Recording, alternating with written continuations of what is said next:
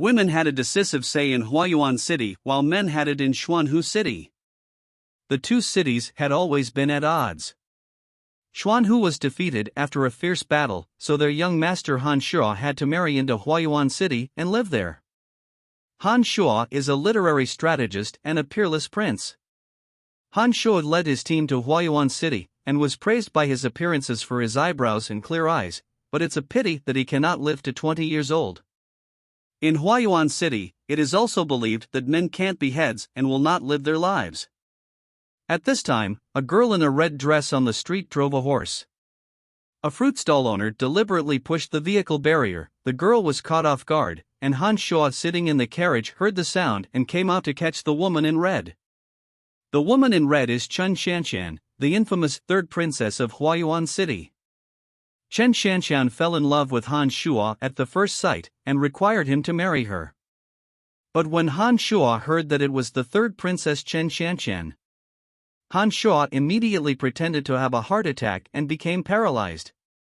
The followers also cried and hoped that Chen Shanshan would not do that since Han Shuo can only live to 20 years old. Han Shuo hoped Chen could take her words back because of his illness, but he didn't expect that Chen Shanshan would like to send him to her mansion while Han was still alive. Then Han continued to persuade Chen Shanshan that the twisted melons were not sweet, but Chen Shanshan immediately said that it was only after a bite that she can know whether it's sweet or not. The above story came from Chen Xiaoqian's online novel. The novel was going to be filmed. However, the actor had refused to put it in place. For the sake of money, Chen Xiaoqian had to go to the studio to communicate with the actor. The actor thought the characters were plain, and the content lacked the logic. For example, why Han Shuo fell in love with the female leader, only because it was the female leader. These were not tempting for the actors. When Chen Xiaoqian returned home, she wanted to complain to President Zhang, but when she saw the money transferred, Chen Xiaoqian became happy and immediately changed the content of the script as required. Chen Xiaoqian adapted all the content in one day. Chen Xiaoqian was so tired that her nose bled and passed out. In the confusion, Chen Xiaoqian became Chen Shanshan in her novel. Chen Xiaoqian woke up and found that she was wearing ancient clothes, and was surrounded by a group of men to call her third princess, and there were many broken wine glasses around. Chen Xiaoqian found that she had entered the scene in the novel. She opened the window and found that all the scenery outside was the same as the scene in her novel. In Huayuan City, women can do everything they wanted, and men were not even qualified to go to school. Unexpectedly, she became the third princess Chen Shanshan. Then, someone sent Chen Shanshan a wedding dress. It occurred to her that it was the third episode in her novel. Subsequently, Han Shuo would poison her on the date of marriage. In fact, the purpose of Han Shuo was to approach the second princess Chen Chuchu, who was praised by everyone, to get the dragon bone to cure the disease. Han guessed maybe someone intentionally made an arrangement to prevent him to approach Chen Chuchu. There are also a lot of assassins from Xuanhu City. As long as Han Shuo ordered someone to assassinate, Chen Shanshan would never succeed.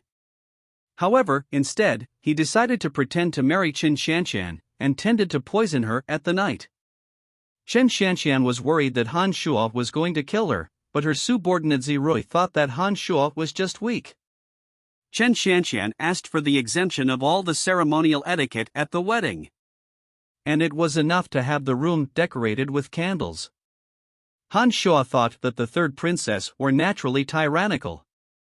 But the owner of the Huayuan city just loved the third princess. At this time, Han Shuo was sent directly to the room to get married, with all ceremonies exempted. In fact, Chen Shanshan had her own plans, thinking that maybe when she died after drinking the poison wine, she would walk out of the novel and returned to her own real world. Han Shuo was doing according to the customs of Huayuan city. Here, the man is a woman. The man needs to wear the veil to let the woman remove it. Chen rushed over and demanded others in the room leaving. Han Shuo proposed to drink and cheer, which reminded Chen Shanshan of the novel plot, knowing that it was poisonous. Chen Shanshan did not hesitate to drink, but Han Shuo pretended to cough since Chen Shanshan accidentally exchanged the glasses. When drinking again, Han Shuo pretended to cough and poured wine. Chen Qianqian thought it was because Han Shuo did not remove the veil. She reached out to help him remove it. Unexpectedly, Chen Qianqian froze at the moment when the veil was removed. This Han Shuo was exactly the actor. Chen Qianqian thought that Han Shuo also came to the novel. Chen Qianqian said there was poison in the wine and announced that she must take Han Shuo away if she left the world.